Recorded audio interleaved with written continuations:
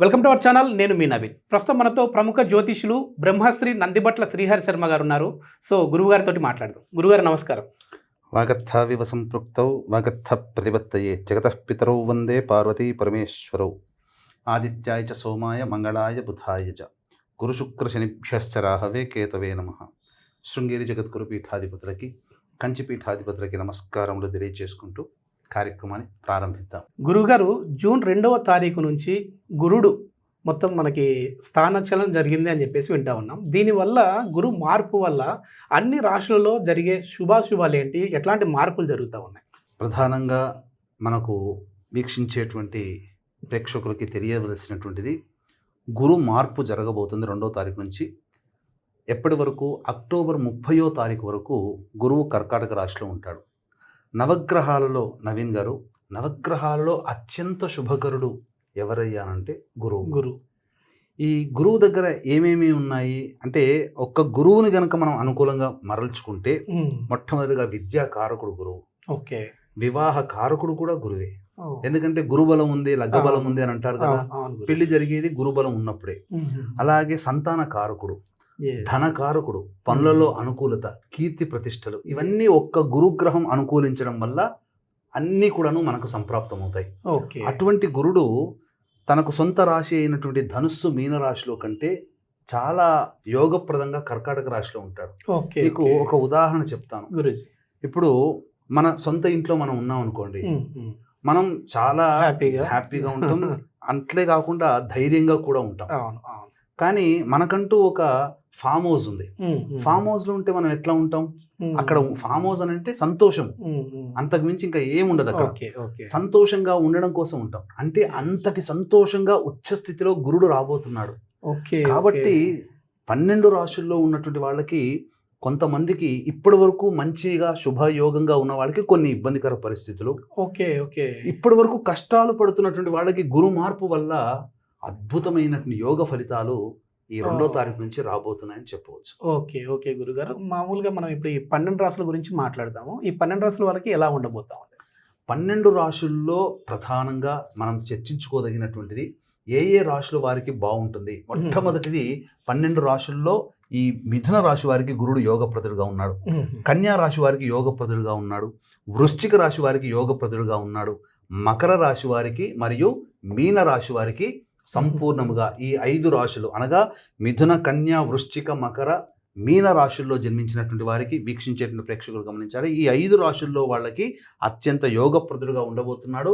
మిగిలినటువంటి మేష, వృషభ, కర్కాటక, సింహ, తుల, ధనుస్సు, కుంభ రాశుల్లో జన్మించినటువంటి వారికి కొన్ని గురుగ్రహ మార్పు వల్ల కొంత ఇబ్బందికర పరిస్థితులు అనేటువంటి ఎదుర్కోక తప్పదని గమనించాలి. అయితే ప్రేక్షకులు ఈ చెప్పినటువంటి రాశుల్లో, బాగా ఉన్నటువంటి రాశుల్లో మనము సంతోషపడడం సహజమే.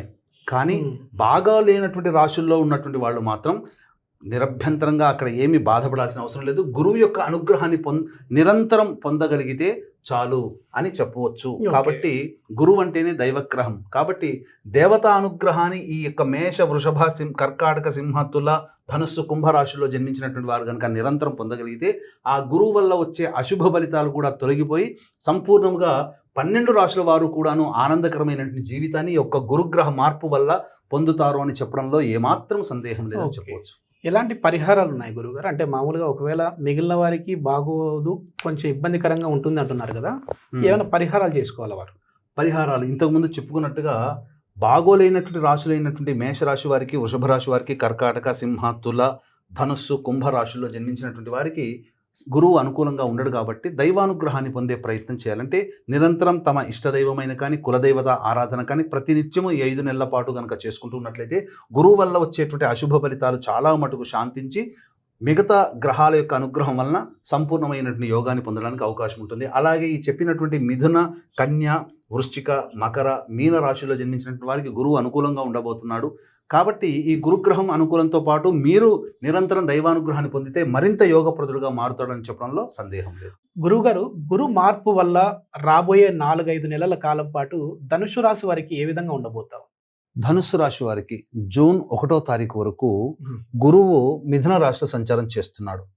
చేశాడు కాబట్టి అన్ని విధాలుగా సౌఖ్యము అంటే అన్ని విధాలుగా సంతోషంగా ఉండేటువంటి విధానాన్ని సౌఖ్యం. కాబట్టి అటువంటి కంఫర్టబుల్ లైఫ్ నుంచి గురువు ఎప్పుడైతే కర్కాటక రాశిలోకి అష్టమ స్థానంలోకి మారిపోతాడో అక్కడ కొన్ని ఇబ్బందికర పరిస్థితులు ఎదురవుతాయి. అంటే గురువు అప్పటి వరకు యోగించి ఉన్నటువంటి కారణం చేత సంపాదించినటువంటి ధనము కానీ ఏదైనా కీర్తి ప్రతిష్టలు కానీ అష్టమంలో గురువుకి రాగానే ఇబ్బందులు పాలవుతారు ఈ ధనుసు రాశిలో జన్మించినటువంటి వాళ్ళు. అంటే ధన నష్టము సూచిస్తుంది. నేను చాలా సందర్భాల్లో వ్యక్తిగతంగా గమనించినటువంటిది ఏంటంటే నవీన్ గారు, ఎప్పుడైతే గురువు అష్టమ రాశిలో సంచారం చేస్తుంటాడో తమది అనుకున్నటువంటిది ఏదైనా కోల్పోతారు. అంటే తమది అనుకున్నంటే ఆ వ్యక్తి అయినా కావచ్చు, ఆస్తి రూపేణ వస్తు రూపేణ కావచ్చు, తనది అనుకున్నటువంటిది చేజారిపోతుంది. ప్రముఖ యువ రాజకీయ నాయకుడికి అష్టమ రాశిలో గురు సంచారం జరుగుతున్నప్పుడు తండ్రి గారు మరణించారు. కాబట్టి నేను చాలా దగ్గరుండి అబ్జర్వ్ చేశాను అనేక జాతకాల్లో ఈ అష్టమ గురు ప్రభావం వల్ల తనది అనుకున్న దూరం అవుతుంది. అంటే ఎలా దూరం అవుతుంది? వ్యక్తులైనా పొరపచ్చాలు వచ్చి దూరం అవ్వచ్చు. ఆస్తి ఉందనుకోండి, తనకేదన్నా పని కావాలనుకున్నప్పుడు ఆ పనులలో కొంత అవసరం వస్తే తన యొక్క ఆస్తిని అమ్ముకోవచ్చు, వాహనాన్ని అమ్ముకోవచ్చు, ఏదైనా చోరీ కావచ్చు, విలువైన ఆభరణాలు చోరీ కావచ్చు. కాబట్టి జాగ్రత్తగా ఉండాలి, దైవానుగ్రహాన్ని పొందే ప్రయత్నం చేయాలి. ముఖ్యంగా ధన నష్టం సూచిస్తుంది. అంటే ఎలా ధన నష్టం సూచిస్తుంది అని అంటే గురువు వ్యయస్థానం మీద వీక్షణ, ధనస్థానం మీద వీక్షణ, చతుర్థ స్థానం మీద వీక్షణ. కాబట్టి వ్యయం అంటే ఖర్చులు, ఉద్వేగభరితమైనటువంటి జీవితము, అలాగే అనవసరమైనటువంటి ప్రయాణాలు సూచిస్తుంది. ధనస్థానం అంటే కుటుంబము, ధనము సంపాదించేటువంటిది. చతుర్థం అంటే స్థిరాస్తులకు సంబంధించింది, తల్లిగారి ఆరోగ్యం, గృహానికి సంబంధించింది. కాబట్టి ఇక్కడ ధనుసు రాశి వారు యొక్క గురుగ్రహ ప్రభావం మార్పు వలన జూన్ 2వ తారీఖు నుంచి అక్టోబర్ 30వ తారీఖు వరకు చాలా మటుకు సమస్యలు, అంటే అనుకున్నటువంటి పనులు జరగకపోవడం, ప్రతిదీ ఆలస్యం అవుతూ ఉండడము, బ్రేక్స్తో కంప్లీట్ అవుతుండడము, ఒక పని కంప్లీట్ అయిన తర్వాత ఇంత కష్టపడి ఈ పని పూర్తి చేశానా, ఇదే పని ఎదుటి వాళ్ళకి చాలా సులభంగా తొందరగా అయిపోతుంది, నాకేంటి ఇంత కన్ను పడుతుంది.